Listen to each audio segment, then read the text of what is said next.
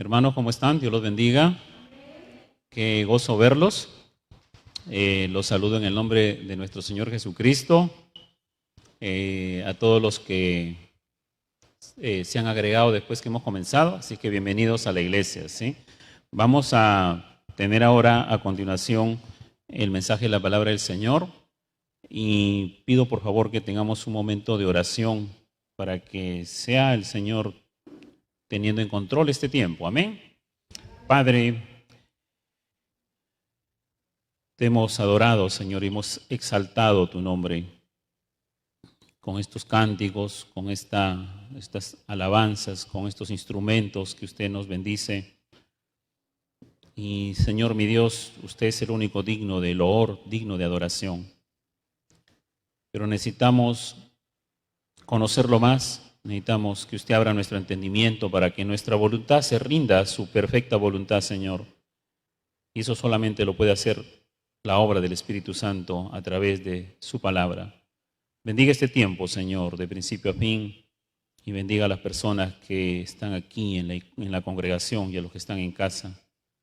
Y oramos por todos los que están delicados de salud, por aquellos que están teniendo alguna dolencia, algún sufrimiento en su cuerpo. Tenga usted, Señor, mi Dios, misericordia y les muestre su benignidad y su amor eterno. En el nombre del Padre, del Hijo y del Espíritu Santo. Amén y amén. Bien, hermanos, vamos a abrir nuestras Biblias. ¿Qué libro estamos predicando? Romanos, ¿no? Entonces estamos en el capítulo 13 de Romanos.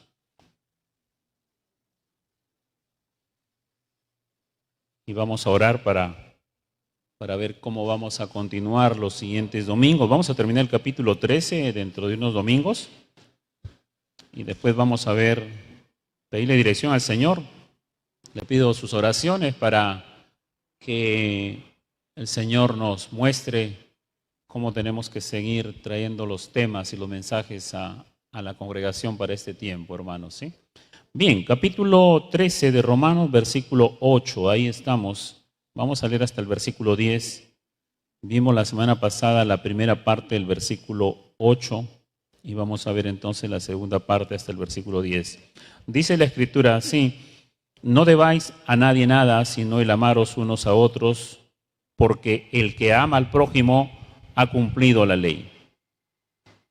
Porque no adulterarás, no matarás, no hurtarás, no dirás falso testimonio, no codiciarás, y cualquier otro mandamiento en esta sentencia se resume: amarás a tu prójimo como a ti mismo. Versículo 10. El amor no hace mal al prójimo, así que el cumplimiento de la ley es el amor. Qué hermoso poema del amor, ¿verdad? Esta no es una inspiración humana de un amor producto de alguna desilusión o producto de una emoción fuerte.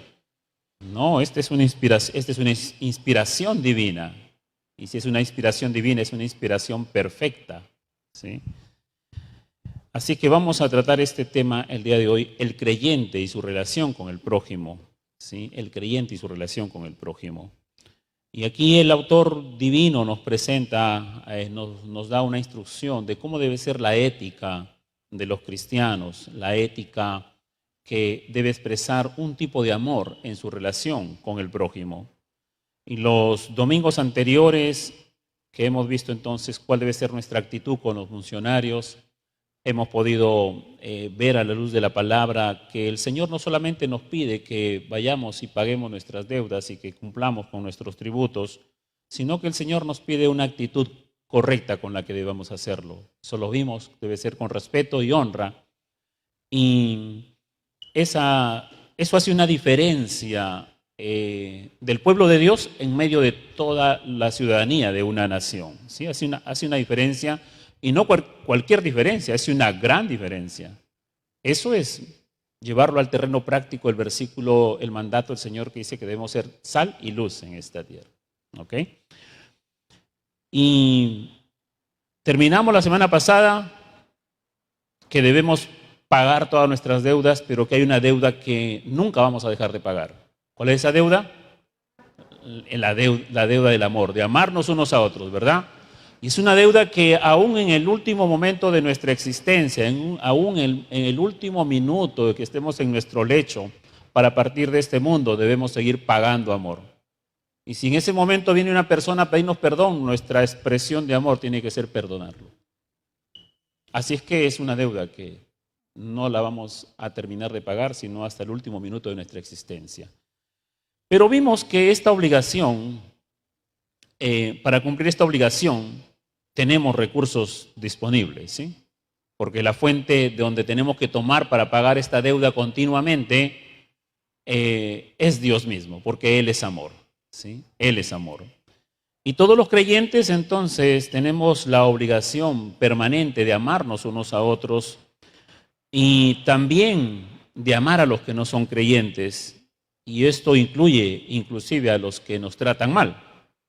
Y eso es lo que vamos a ver ahora en el desarrollo de este mensaje.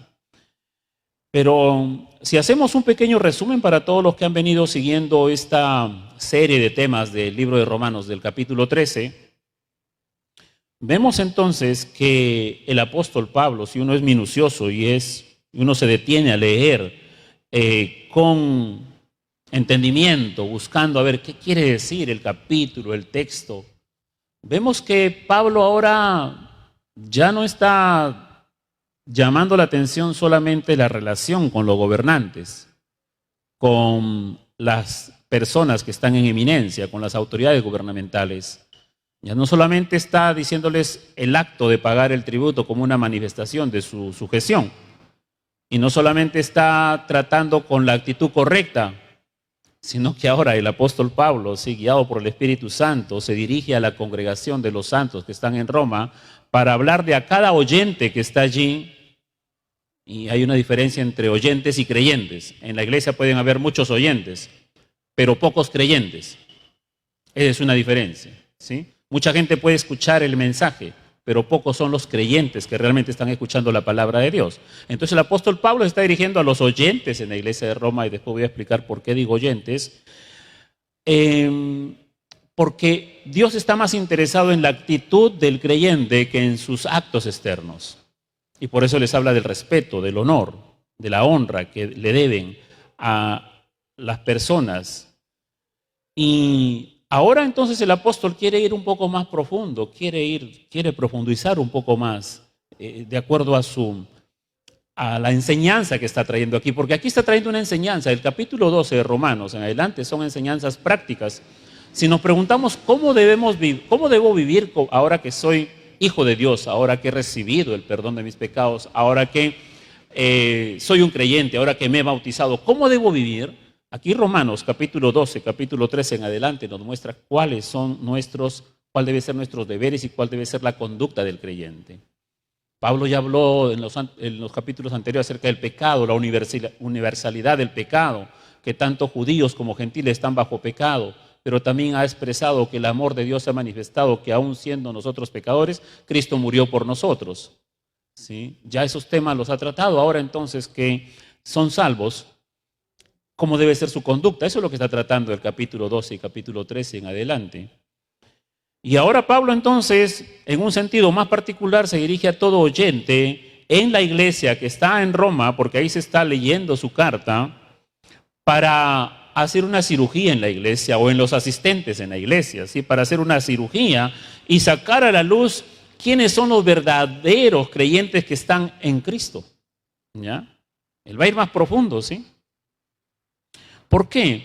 Porque quizás para muchos, como lo era para mí antes de ser convertido, yo decía, mi esposa me decía, pero es que tenemos que ir a la iglesia, pero es que tenemos que buscar de Dios, pero es que tenemos que leer la Biblia. Yo le decía, pero ¿qué cosa hago de malo yo, no? ¿En qué estoy mal? Si yo cumplo contigo, cumplo con mis hijos, están en un colegio, tenemos una casa, mira, toda la plata está aquí, no me he gastado la plata, entonces sí tengo mis cosas, me voy con mis amigos por ahí, pero no soy una persona que se pierde todos los fines de semana. Eso le decía yo, entonces, ¿para qué buscar de Dios si estamos bien? Y muchas personas pueden medir su vida moral, que están bien, y entonces dicen, ¿para qué necesito de Dios? Si estoy bien, no le hago mal a nadie. Pero con respecto al tema que está tratando Pablo desde el capítulo 13, quizás, bueno, ya les expliqué en los primeros mensajes que había un grupo de creyentes que se querían unir a la revuelta, ¿ya? Pero quizás había otro grupo de asistentes en la iglesia, creyentes o asistentes, que no tenían problemas con someterse a las autoridades gubernamentales, que no tenían problemas con esto, ¿sí? Quizás había mucha gente ahí que no tenía necesidad, que sin necesidad de ser creyentes, estaban al día en sus impuestos. También era muy probable que allí había muchas personas que sin necesidad de ser creyentes tenían una actitud correcta de respetar y honrar a las autoridades. Y hay muchos ciudadanos en nuestra nación que respetan y honran a las autoridades sin necesidad de ser creyentes. Las tratan con respeto. No es un alto porcentaje, pero sí es un porcentaje de la población. Y son aquellos que tienen buenos modales, son aquellos que tienen buenos valores morales. ¿Sí? Entonces era muy probable que en la iglesia en Roma había muchos asistentes que tenían estas actitudes. Y cuando escuchan este mensaje del apóstol Pablo, dice, pero yo no me veo aludido porque yo no tengo problemas con las autoridades del imperio, estoy pagando mis impuestos, los respeto y los honro porque no hablo mal de ellos. Y entonces, lo que escucho que está diciendo el apóstol Pablo son necesidades que no aplican a mi vida, porque yo ya vengo practicando estas cosas. Era muy probable que habían pensamientos así.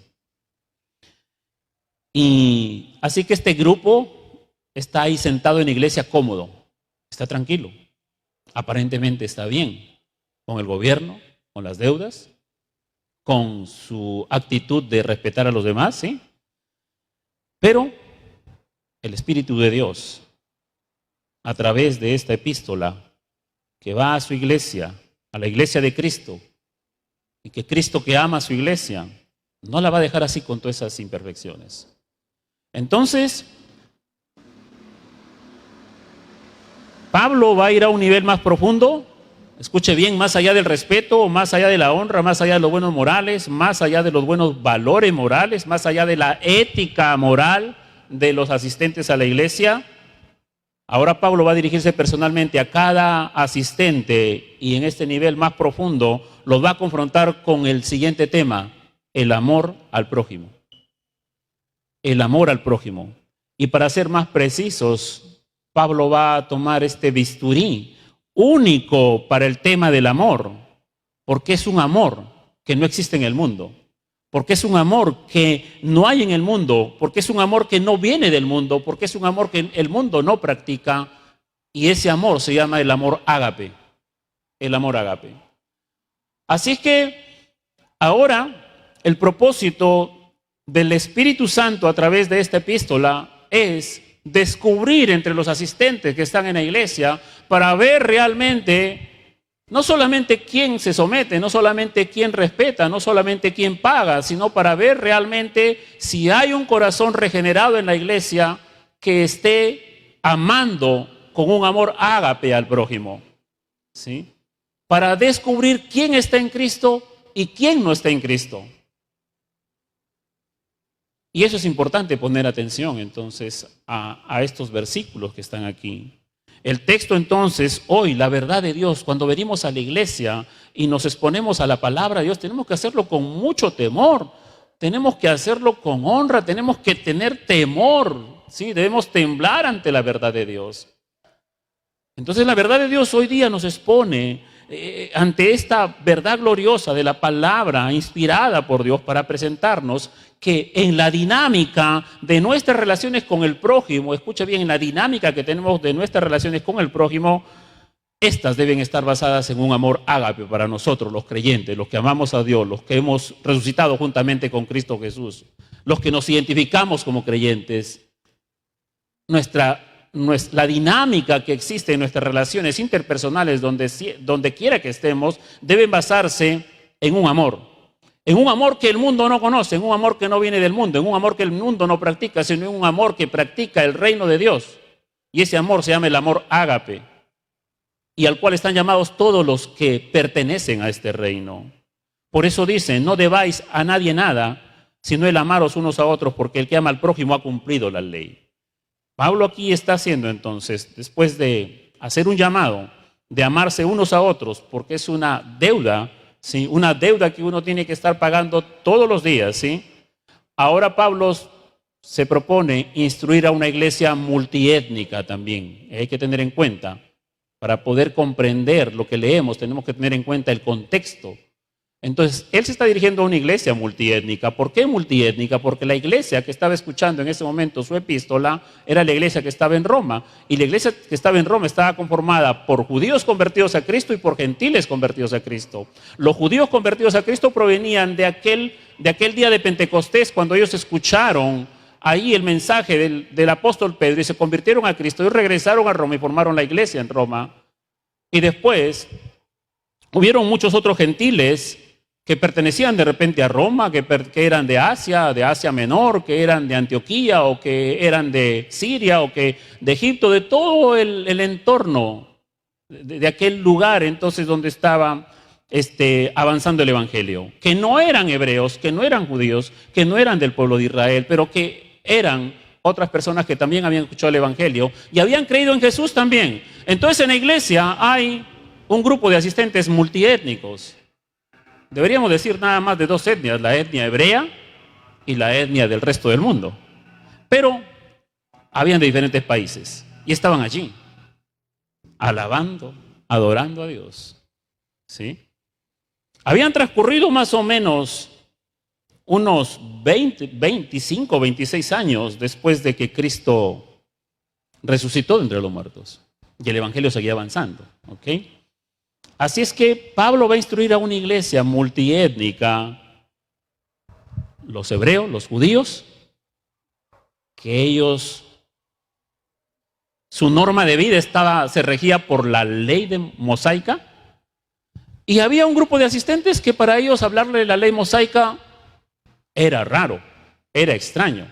Pero en cambio para los judíos ellos sí, porque ellos traían un trasfondo, ¿sí? Un trasfondo de la ley que Dios les dio a través de Moisés a sus padres, a sus antepasados. Pero a los gentiles no. Entonces ahí habían dos grupos de oyentes. ¿Ok? Y en la segunda parte dice, porque el que ama al prójimo ha cumplido la ley. El que ama al prójimo ha cumplido la ley. Y los gentiles se preguntarían seguramente, ¿qué ley? ¿No? Pero para los judíos ellos sí sabían que estaba refiriendo a la ley mosaica. Y este verbo de amar es un verbo que caracteriza la acción, ¿sí? La acción en un tiempo presente y activo. ¿Qué quiere decir esto? Quiere decir que es una acción en proceso, o sea, una persona que está amando, ¿sí? El creyente que está amando, el creyente que está dando amor, el creyente que está pagando con amor, a eso se refiere, es el creyente que ha cumplido la ley, ¿ya? ¿Y qué amor se refiere? Es el amor ágape, el amor ágape. Este amor es tener un fuerte afecto y amor por una persona y por su bienestar. Este es un amor que se caracteriza por el bienestar en favor de las otras personas, aunque esto me cueste a mí sacrificarme y una pérdida de mis privilegios o de mis derechos. Jesucristo nos mostró este amor. Él dejó su trono, Él dejó su lugar, ¿sí? Para hacerse hombre y ser obediente al Padre y obediente hasta la cruz. De esa manera Él mostró su amor ágape, ¿sí? En beneficio de nosotros. Él se sacrificó para que nosotros obtuviéramos el perdón de nuestros pecados, la salvación y la vida eterna y una nueva naturaleza, una nueva vida en Cristo Jesús. Él se tuvo que sacrificar para nosotros gozar de estas bendiciones. El amor ágape es eso, es sacrificarme por el bienestar del otro, es pensar en el bienestar de la otra persona. Este término agapao o ágape, ¿sí? Expresa entonces la voluntad de Dios hacia sus hijos respecto a la actitud que deben tener para mostrarse mutuamente, y no solamente mutuamente, sino también hacia todos los hombres, ¿ya? Hacia todos los hombres. Aquí dice entonces prójimo, ¿sí? El que ama al prójimo ha cumplido la ley. El prójimo, eso también hay que aclararlo. Según la ley mosaica, Levítico 19:8, si usted quiere me acompaña ahí a Levítico 19:18, Levítico 19:18. Ya que la iglesia en Roma era una iglesia multiétnica, es importante comprender estas cosas, ¿sí? Hay que poner atención a eso. Levítico 19:18 dice: no te vengarás ni guardarás rencor a los hijos de tu pueblo, sino amarás a tu prójimo como a ti mismo, yo Jehová. ¿Sí? Yo Jehová. ¿Qué estamos leyendo? Estamos leyendo el Antiguo Testamento. Estamos leyendo el Pentateuco. Estamos leyendo la parte cuando Dios le da la ley a Moisés para su pueblo. Siempre que leemos la Biblia hay que saber ubicarnos. ¿Dónde estamos leyendo para no malinterpretar los versículos? Aquí dice: no te vengarás, no guardarás rencor a los hijos de tu pueblo. ¿Los hijos de qué pueblo? ¿Del pueblo de los gentiles o del pueblo de Israel? Del pueblo de Israel. Eso nos da una correcta ubicación en la interpretación bíblica, ¿ya? Del pueblo de Israel, dice, porque a ellos le está dando la ley, ¿sí? Le está dando la ley a ellos. Y le dice: sino que amarás a tu prójimo como a ti mismo. Entonces, cuando los judíos escuchaban prójimo, ¿a qué creen ellos qué cree usted que ellos entendían? Que se refería solamente a los de su nacionalidad, a los de su pueblo nada más, ¿sí? Nada más, ¿sí? Y eso fue lo que Jesús hace y aclara. Jesús, capítulo 5 de Mateo,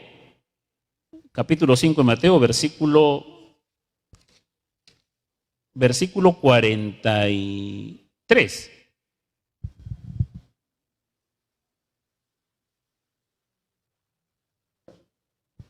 Dice: oíste que fue dicho, amarás a tu prójimo y aborrecerás a tu enemigo. Entonces, ¿a quién se está dirigiendo? Está dirigiendo, aquí Mateo es un libro que se dirige al pueblo de Israel, a los judíos. Entonces, aquí Jesús está diciéndole que ellos han oído, o sea, ellos han escuchado la ley, que la ley decía entonces que tenían que amar a su prójimo, ¿sí? Y aborrecerás a tu enemigo, ¿sí? Pero también esto tiene que ver entonces que esta parte no está en Levítico. Era la ley que los hombres habían sumado, ¿sí? Las exigencias. Entonces, muchos rabinos enseñaban eso. La ley dice: amarás a tu prójimo. O sea, nosotros, los que venimos de nuestro padre Abraham, ¿sí? Y a los demás, a ellos hay que aborrecerlos, decían ellos, ¿sí? Hay que aborrecerlos. Así es que, prójimo, entonces, Israel veía que no tenía obligaciones hacia los que no fueran de Israel, hacia los que no fueran del pueblo hebreo, ¿sí? Pero Jesús hace uso de estas mismas palabras y lo convierte como el principal y más grande mandamiento que deben cumplir sus discípulos. Y eso está en Mateo 22, del 34 al 40. No vamos a leerlo, señálelo usted ahí. Y ahora el concepto prójimo en la expresión y en la revelación de Jesús se amplía y abarca no solo a los conciudadanos de Israel, sino a cualquier persona humana, ¿sí? A cualquier persona humana. Incluso la que pertenecía a la comunidad enemiga y adversaria, ¿sí? Del pueblo de Israel. Incluso a eso, ¿sí? Y aún en la parábola del buen samaritano, Jesús extiende aún el concepto y dice que el prójimo es cualquier hombre que se halla en apuros, aunque ese sea tu enemigo. Así es que para el pueblo de Israel tenía que renovar su mente, como dice Romanos 12:2, tenía que renovar su mente para que compruebe cuál es la voluntad agradable y perfecta del Dios de Israel y el Dios de toda la creación.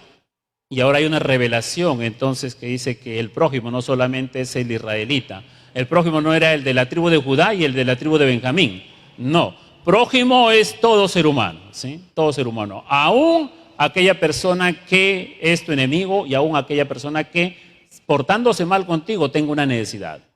Entonces hay una hipérbole de la explicación de quién es un prójimo, ¿ok?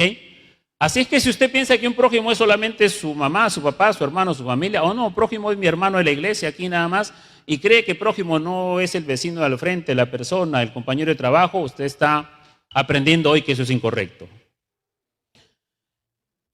¿Y qué es lo que dice entonces acerca de la ley? ¿Sí? este término nomus, ¿sí? Ley, puede usarse para designar cualquier ley en general. La ley, inclusive Pablo lo usa en Romanos 7:23, dice la ley de mi mente.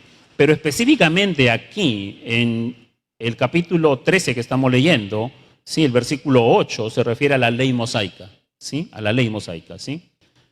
En el Nuevo Testamento Jesús se muestra como la continuidad de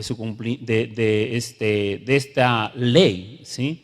Amante de la ley divina. Es más, él declara en Mateo 5:17, dice, no penséis que he venido a abrogar la ley o los profetas, refiriéndose entonces a todo el Antiguo Testamento, ¿ya? No he venido para abrogar, sino para cumplir. Así es que él es respetuoso, él honra la ley, él vino a cumplir la ley y muestra mayor respeto por el decálogo, pero anuncia ahora un doble mandamiento de amor a Dios y amor al prójimo, sobre el cual dice entonces que es la esencia de toda la ley, ¿sí? Amarás a Dios por sobre todas las cosas, el primer mandamiento. Y el segundo mandamiento, amarás a tu prójimo como a ti mismo. En estos dos, dice entonces, se resume toda la ley, toda la ley. Así que Jesús, como un nuevo legislador perfecto en este mundo, superior a Moisés, porque ¿quién legisló al pueblo hebreo? Pues Moisés, él trajo, a través de él Dios le entregó la ley para su pueblo. Pero ahora hay uno mucho mayor que Moisés, muy superior a Moisés, Jesucristo mismo, ¿sí? Y él sustituye la antigua alianza, el antiguo pacto, con uno nuevo, con un pacto eterno, basado en la predicción de su reino y en su sacrificio expiatorio, no solamente por un grupo de personas, sino en su expiación universal por el pecado.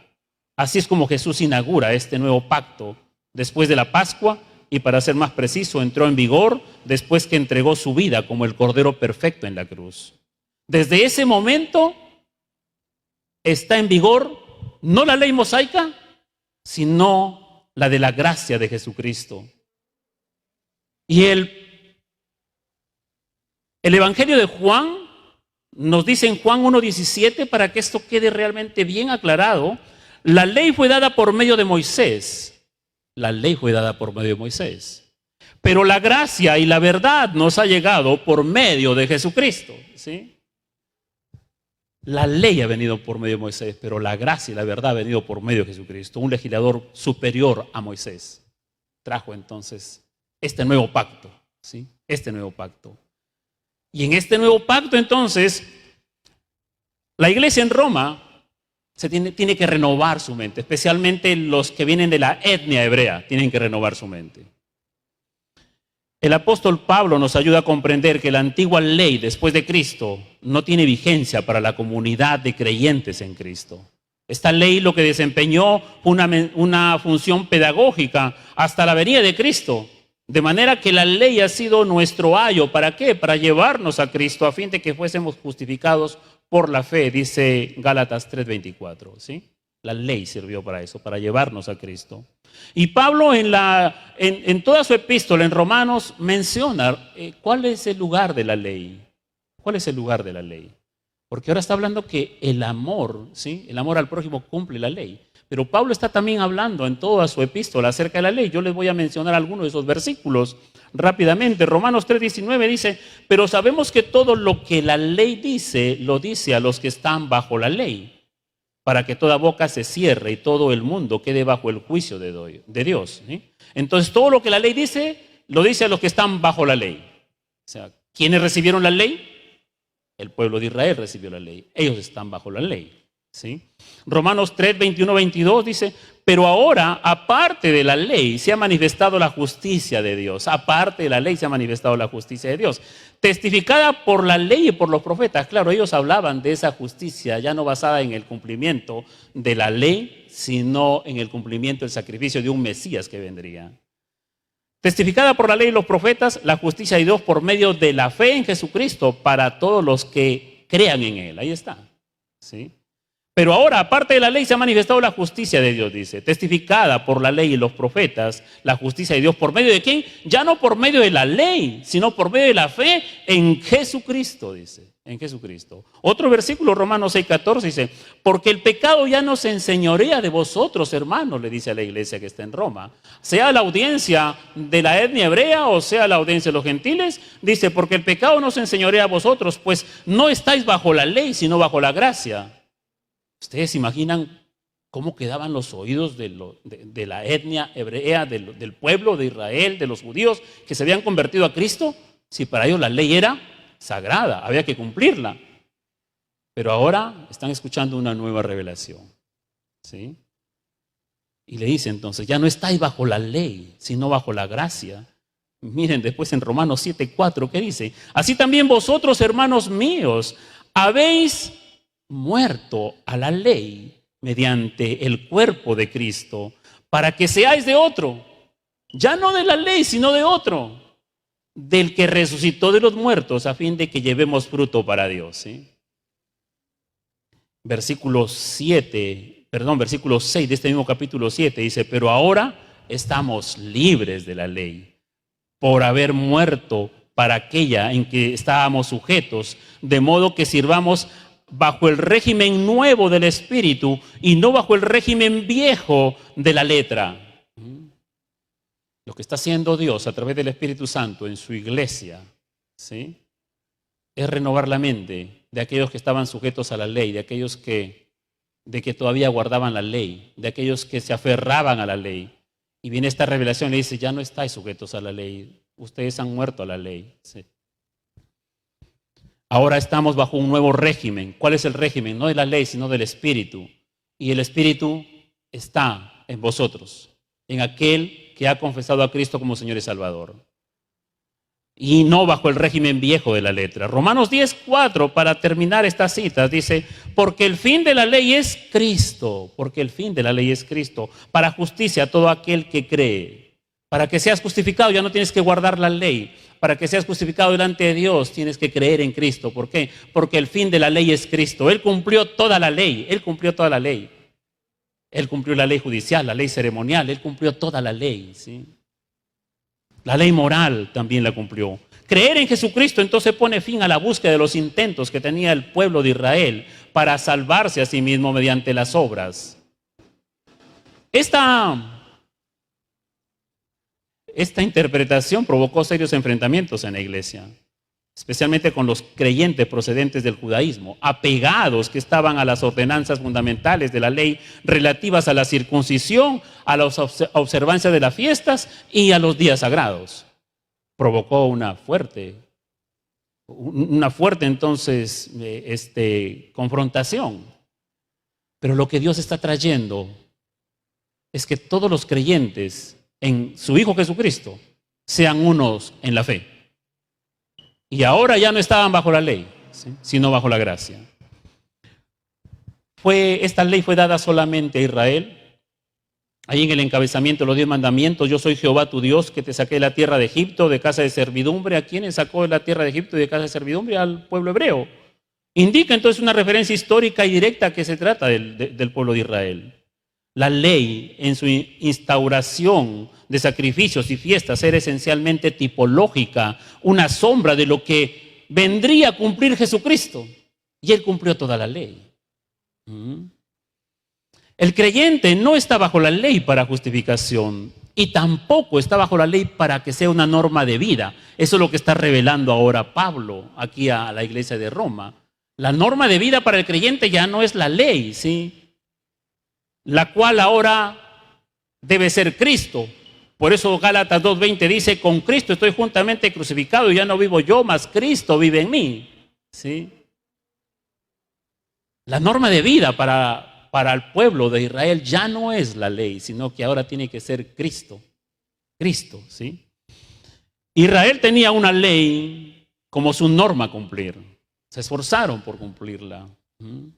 Nosotros ahora tenemos una norma más sublime, escrita no en tablas de piedra, sino en nuestros propios corazones, como una norma más sublime que se basa en Cristo Jesús. Él es nuestra norma de vida ahora, ¿sí? El creyente debe andar como es digno del Señor, agradándole en todo, Colosenses 1:10. Ahora no buscamos agradar la ley, sino que ahora buscamos agradar a alguien que es más superior que la ley, ¿sí? A Jesucristo mismo. Jesucristo es la norma de nuestra conducta, la norma de nuestra vida. Tenemos que amar como Él nos ha amado, ¿sí? De una manera sacrificial. Y mis hermanos, Pablo quiere seguir explicándole porque no quiere que queden dudas en los creyentes judíos que estaban allí, los creyentes judíos que habían creído en Cristo Jesús. Pablo no quiere que queden dudas a ellos.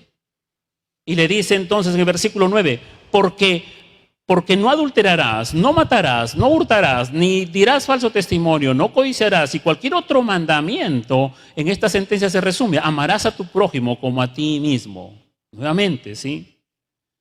Los mandamientos que menciona Pablo son los que están relacionados con el aspecto interpersonal, social, ¿sí? El decálogo tiene dos partes: una relación de los primeros en su relación con Dios y la segunda parte en su relación los unos con los otros. Y ya que el tema de Pablo solamente se está suscribiendo aquí en el capítulo 3 a la relación interpersonal, él solamente cita algunos, no tiene necesidad de citar todos, porque su audiencia también es gentil. Y para los gentiles escuchar acerca de la ley de Moisés, ¿qué es eso de la ley de Moisés? Pero en cambio, para la audiencia que estaba allí, sí le identificaban qué decía la ley de Moisés. Entonces, para los creyentes que eran gentiles, ellos no habían nacido con la ley mosaica, sus padres no practicaron la ley mosaica. Entonces, estos mandamientos que cita, que son unos cuantos de la ley, del decálogo, ¿sí? Y después encierra todos, dice, cualquier otro mandamiento, ¿sí? Como una gran regla globalizadora, ¿sí? Cualquier otro mandamiento se cumple en amar al prójimo, en amar al prójimo. Y eso es lo que está revelando: amar a Dios, amar al prójimo. Trata a los demás como quieres que te traten a ti, ¿sí? El amor al prójimo es un amor que no solamente se muestra entre sí, sino que se muestra incluso a aquellos que están en el mundo, que persiguen a la iglesia, que persiguen a los cristianos. Y por eso es que es un amor sacrificial, ¿sí? Es un amor que viene con el nuevo pacto. Es un amor que no es producto de la virtud de un ser humano, natural, ¿sí? Este amor es la más grande virtud, es la virtud característica de la fe cristiana. El amor de los creyentes no alcanza solamente a sus parientes, a sus padres, a sus amigos más íntimos y en general a cualquier persona cercana, sino a cualquier persona, ¿sí? El amor que debe haber en el corazón de los creyentes se extiende al prójimo, sea amigo, sea enemigo, sea entonces cualquier persona. Este amor ágape, este amor entonces no es una experiencia emocional. No es algo que sale espontáneo del ser humano, ¿sí? Este amor no hay en el mundo. Este amor, el mundo no lo tiene. Esta fuente de amor no le pertenece al mundo. Por eso es que en el mundo hay odio, hay rencor, hay envidia, hay celos. Esta fuente de amor viene de Dios mismo, ¿sí? Y este amor es la facultad que brota del Espíritu Santo, ¿sí? Para amar lo que no es amable, para amar a la gente que no nos gusta. Esto es imposible para un ser humano, pero es posible para un verdadero creyente. Por eso Pablo toma el bisturí del amor ágape para abrir en dos a la iglesia y ver realmente quién está en Cristo y quién no lo está, o quién está todavía en un proceso de madurar y de amar como Cristo ha amado con un amor ágape. Este es un amor producto del Espíritu Santo de Dios, que hace que uno pueda desearle el bien aún a aquella persona que nos trata mal, de desearle el bien aún a aquellos que no son, que uno lo mira y dice, ¿cómo voy a respetarlo? ¿Cómo voy a honrarlo? ¿Cómo? Este es un amor el amor ágape, ¿sí? Hacia la gente que no nos gusta, que ni siquiera nos simpatiza, y aún peor, si son personas que nos hacen daño, que están haciéndonos daño, ¿sí? ¿Dónde está la base suprema de este nuevo mandamiento, de este nuevo amor? Jesús lo reveló en Mateo 5, 43 y 48, ¿sí? Ahí se nos manda amar a nuestros enemigos. ¿Para qué? Para que seamos como Dios.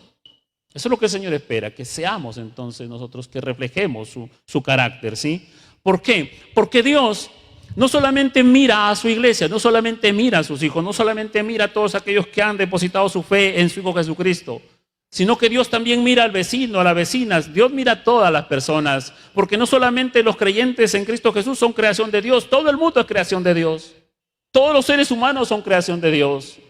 Tu padre, tu madre, tu hermano, tu amigo, entonces que no es creyente todavía, es una creación de Dios. Y por eso es que Dios hace, como dice Mateo 5, 43 al 48, Él hace caer su lluvia sobre justos e injustos, sobre buenos y malos. Y esa es la forma como nosotros debemos mostrar amor también. Sean buenos, sean malos, tenemos que mostrar este amor ágape.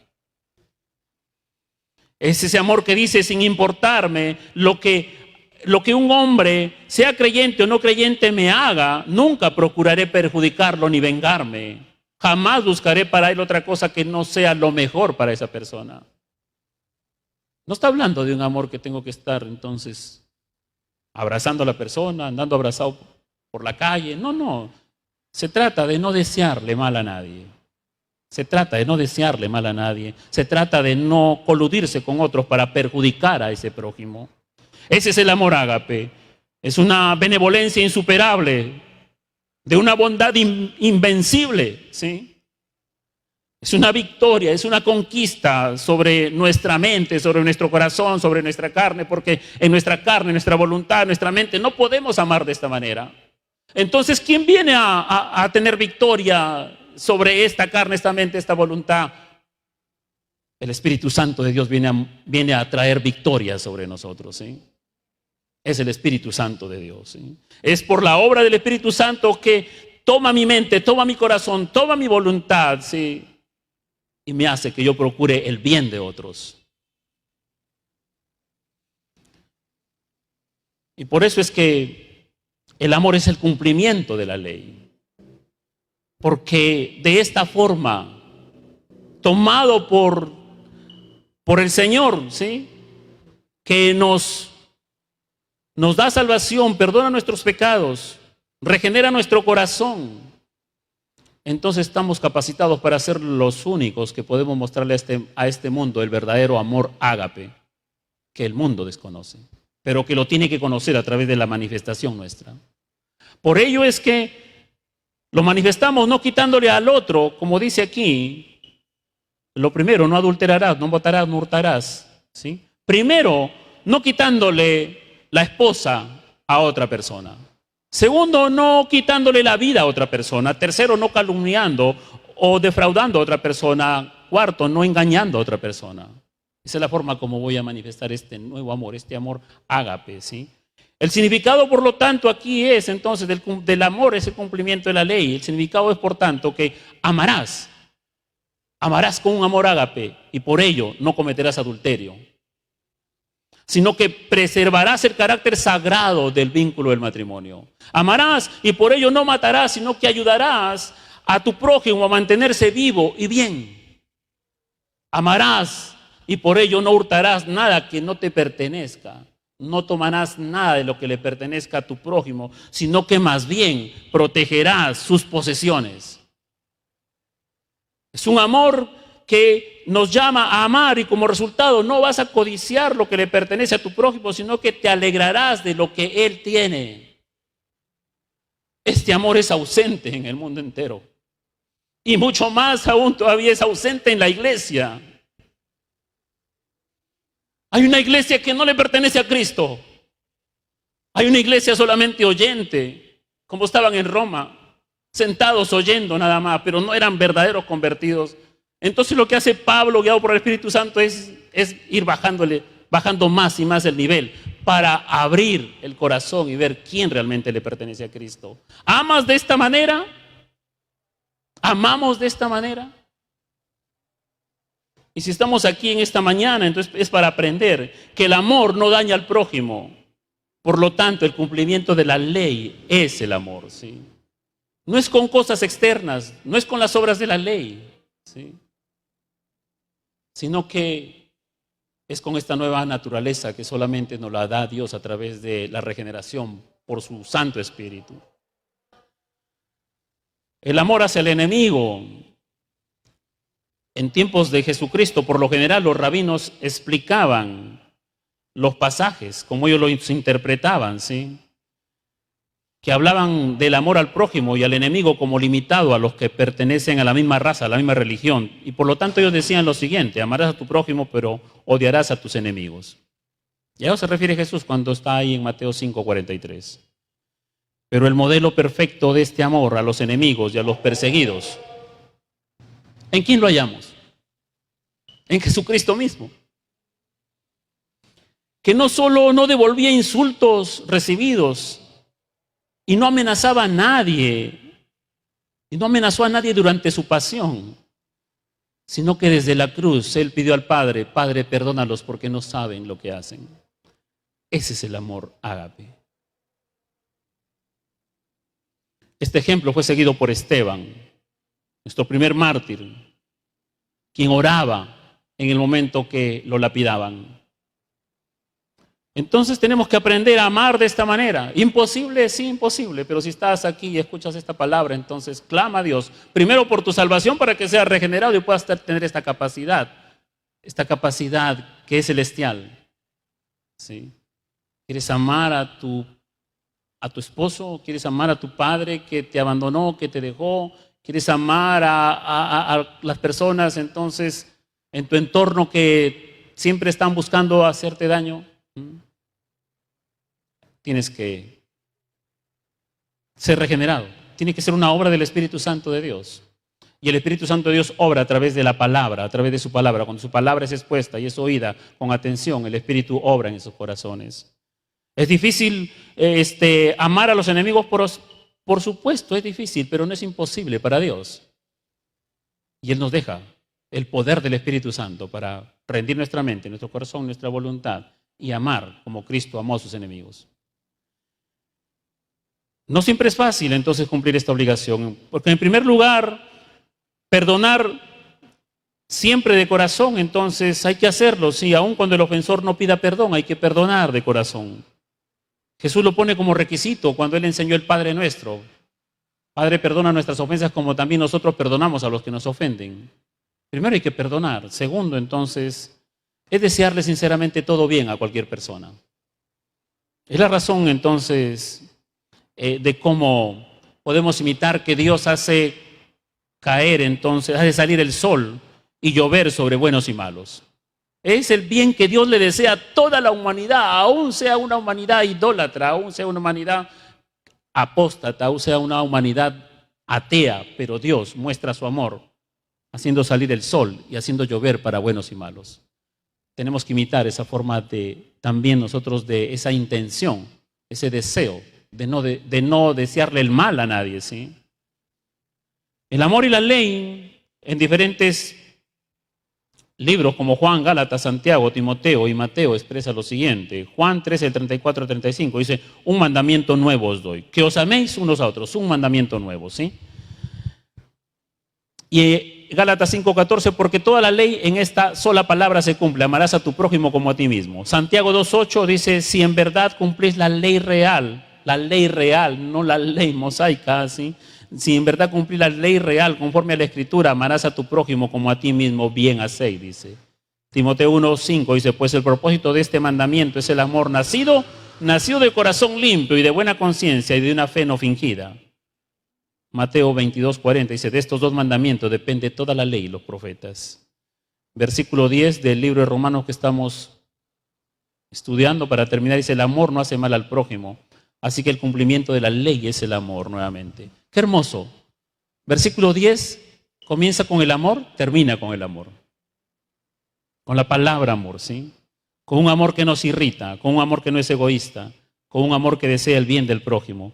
El amor humano de este tipo solamente tiene su origen en Dios, ¿sí? ¿Por qué? Porque Dios es amor.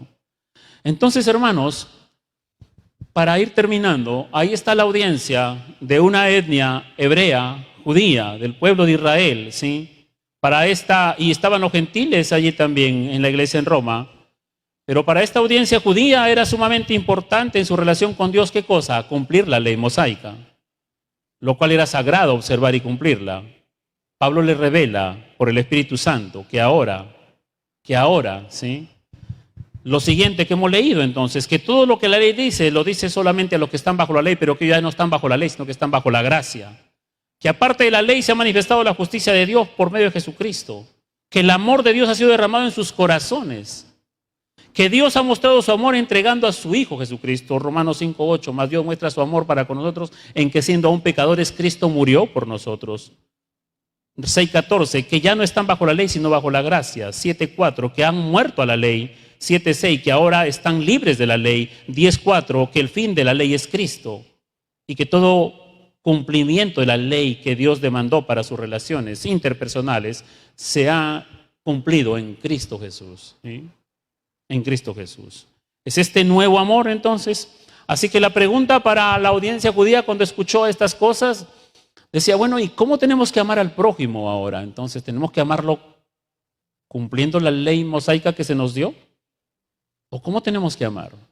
Y por eso es que el Espíritu Santo revela, entonces le dice, no, es mediante el amor. Ya no es mediante los sacrificios, ya no es mediante las diferentes formas como ellos habían acostumbrado por años a adorar a Dios. No, ahora es mediante el amor, dice, ¿sí? Ahora es mediante el amor. Pablo entonces, amados hermanos, alega estos 4 mandamientos del Antiguo Testamento, así como cualquier otro decreto moral y ético, ¿sí? Que se resume en una sola instrucción: ama a tu prójimo como a ti mismo. Estos mandatos constituyen la base de todos los mandamientos que Dios le dio a su pueblo.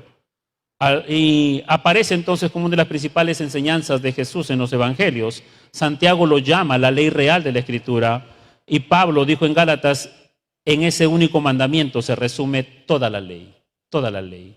Estos pasajes implican que las prescripciones de la ley mosaica no constituyen ya la norma de conducta para los creyentes. Ya no constituyen, la ley mosaica ya no constituye la nueva norma para los creyentes, ¿sí? Su nueva norma ahora, ¿quién es? Cristo, ¿sí? Es su nueva norma. ¿Cómo cumplir mi responsabilidad hacia mi prójimo? ¿Cómo podemos amar? Ya se los he mencionado. Es imposible para el ser humano, ¿sí? Primera de Corintios 6:14 dice, todas vuestras cosas sean hechas con amor. Todas vuestras cosas sean hechas con amor. Señor, ¿cómo puedo hacer que todas las cosas que yo haga sean hechas con amor? Para una persona natural esto es imposible, por más que se esfuerce, ¿sí? Siempre el hombre va a estar mostrando el amor filial, ¿sí? El amor familiar, ese amor que a veces se rompe y se destruye cuando el hombre deja a la mujer, o cuando la mujer se va de la casa, o cuando los hijos no quieren saber nada con el padre, con la madre. Ese amor filial que es imperfecto se rompe allí. O el otro amor que el mundo conoce es el amor eros, el amor pasional, el amor solamente que es egoísta, que disfruta de una relación pasional, de una relación sexual, y que no le importa entonces si es su esposa o no es su esposa, si es antes del matrimonio o cuando ya es casado y tiene relaciones con otra persona, pero él quiere tener una pasión, es un amor eros. Este tipo de amor filial y este tipo de amor eros es el que el mundo practica, pero entonces, y así de esa manera el hombre puede decirle, te amo, pero te está amando solamente de una manera filial o de una manera eros. Así es que, ¿cómo puedo hacer todas las cosas? Como dice Corintios, todas vuestras cosas sean hechas con amor. Solamente con el amor ágape, que es el amor que caracteriza a los creyentes, ¿sí? El Nuevo Testamento deja muy en alto, sin lugar a dudas, que el amor ágape es producto del Espíritu Santo, ¿sí? Gálatas 5:22. Mas el fruto del Espíritu es amor, gozo, paz, paciencia, benignidad, ¿sí? Es fruto del Espíritu Santo. Quiere decir que una persona que no tiene el Espíritu Santo no va a poder amar de esta manera. No va a poder amar. Y puede leer muchas veces la Biblia, y puede leer muchas veces, y puede venir muchas veces a la iglesia, y puede estar sentado muchas veces, pero no va a poder entender cómo es que tiene que amar a su prójimo con este amor ágape. Porque no está en su naturaleza, está en su naturaleza pecaminosa todavía. Podrá respetar a las autoridades, podrá pagar sus impuestos, podrá ir a hacerlo sin ser irreverente ante las autoridades, pero esta demanda perfecta y más profunda para revelar quién es de Cristo, no lo va a poder hacer a menos que se humille, confiese su pecado, se arrepienta y reciba a Cristo como Señor y Salvador. Recién en ese momento, entonces, el hombre puede demostrar esta clase de amor cuando el Espíritu Santo toma posesión de él, ¿sí? Y Romanos 5:5 lo dice, y la esperanza no avergüenza, porque el amor de Dios ha sido derramado en nuestros corazones por el Espíritu Santo que nos fue dado, ¿sí?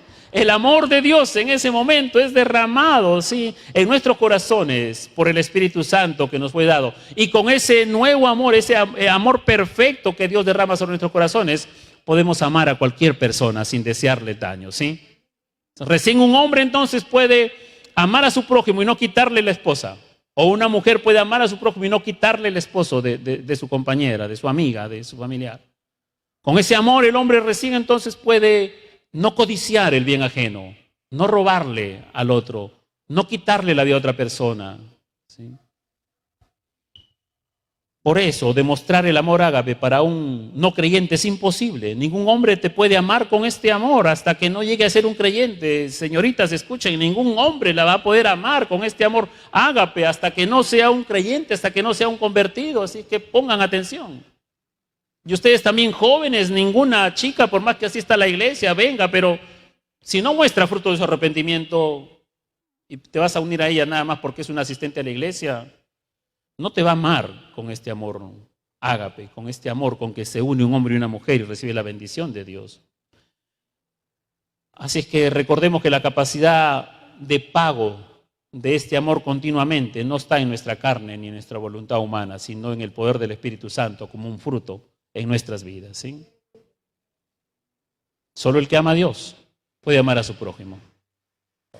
Primera de Juan 4:7, amados, amémonos unos a otros, porque el amor es de Dios. Todo aquel que ama es nacido de Dios y conoce a Dios. Todo aquel que ama con este amor ágape, no con un amor interesado, no, sino con un amor ágape, con un amor sacrificial, con un amor que está dispuesto a sacrificarse uno por el bienestar del otro, con un amor que no le deseo mal al prójimo. No le voy a quitar, no le voy a robar, no voy a participar para que mis actos con este otro grupo de personas vayan a quitarle la vida a esa persona. Voy a cuidar más bien, voy a hacer lo mejor que puedo para cuidar el bienestar de otro. Voy a hacer lo mejor que puedo para cuidar los bienes de otro. Esa es la ley máxima que el Señor demanda de nosotros. Es una ley que está escrita en nuestros corazones. Primera de Juan 4:20, si alguno dice, yo amo a Dios y aborrece a su hermano, mire, si yo amo a Dios, yo alabo a Dios, yo voy a la iglesia, yo sirvo, yo estoy ahí todos los domingos, ¿sí? Yo veo los cultos por la transmisión, ¿sí? Pero no te llevas bien con tu hermano, lo aborreces, no lo saludas, estás resentido con él.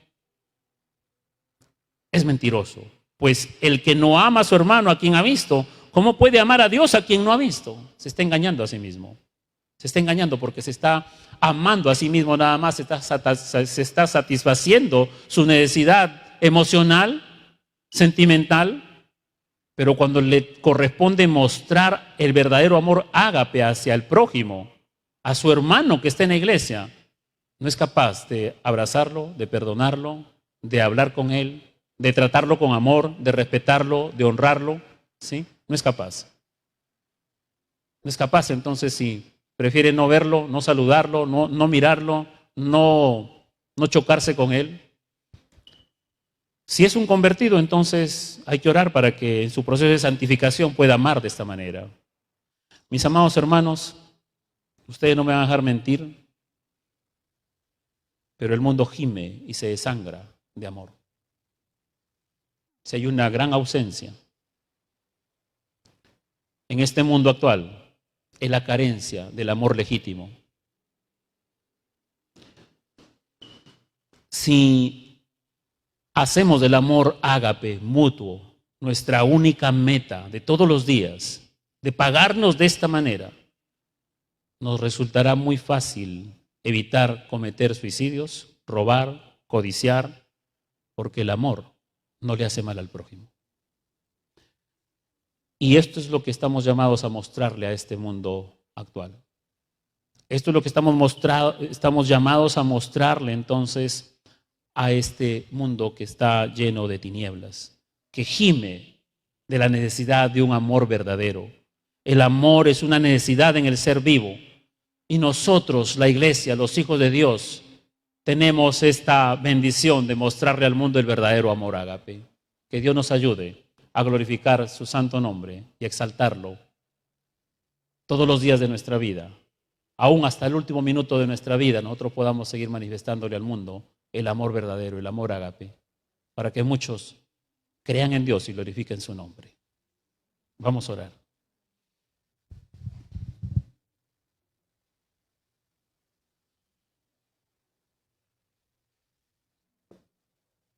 Vamos a ponernos de pie un momento, hermanos.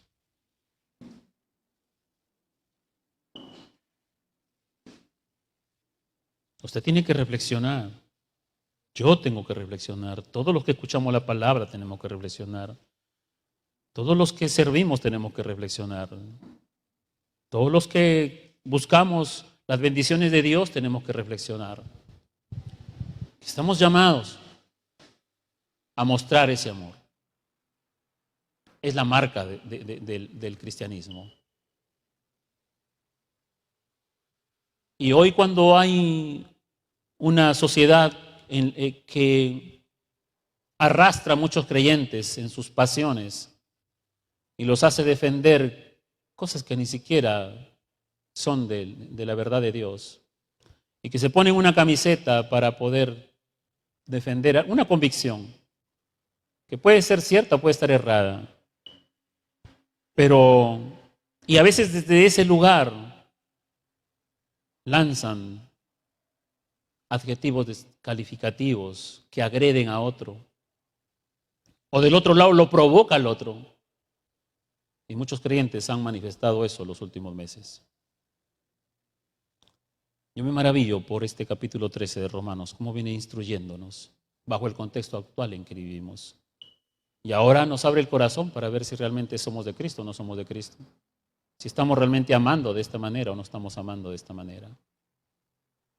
Padre, te pedimos que perdones nuestros pecados. Cada vez que nos exponemos más a la luz de tu verdad preciosa, vemos cada vez más nuestras imperfecciones, Señor. Cada vez vemos cuánto nos falta a crecer. No son las obras las que nos van a dar la perfección, sino es dejar que tu Espíritu Santo siga tomando el control de nuestra vida todos los días, en cada momento, para aprender a relacionarnos con el prójimo como tú nos demandas, Señor. Padre, lo que queremos nosotros confesarte en esta mañana es que por sobre todas las cosas queremos exaltarte, adorarte, dejar en alto tu nombre, Señor, en estos tiempos difíciles, en estos tiempos donde muchos inclusive han manifestado realmente su falta de fe, su falta de madurez. Pero gracias, Señor mi Dios, porque tú nos corriges con amor, con paciencia, con tu verdad. Esta verdad que es una espada de doble filo, que penetra nuestros tuétanos, nuestra mente, nuestros corazones. Y Señor mi Dios, te pedimos perdón porque no estamos dando testimonio de este amor ágape. Te pedimos que, Señor mi Dios, nos dé la fortaleza, la fe. Cada día, Señor mi Dios, porque cada día tenemos que pagar con este amor, no con otro amor, sino con este amor, para que tu nombre sea exaltado, para que el mundo reconozca a Cristo, que entregó su vida por nosotros los pecadores, para que el mundo reconozca a un Dios que hace salir el sol y trae la lluvia sobre buenos y malos, para que el mundo alcance la salvación que solamente hay en Cristo Jesús. Enséñanos a amar, Señor mi Dios, no cometiendo adulterio, no quitándole nada a nadie, no, Señor mi Dios, deseándole el mal a las personas, sino todo el bien. Gracias, Padre, en el nombre de Jesús. Amén.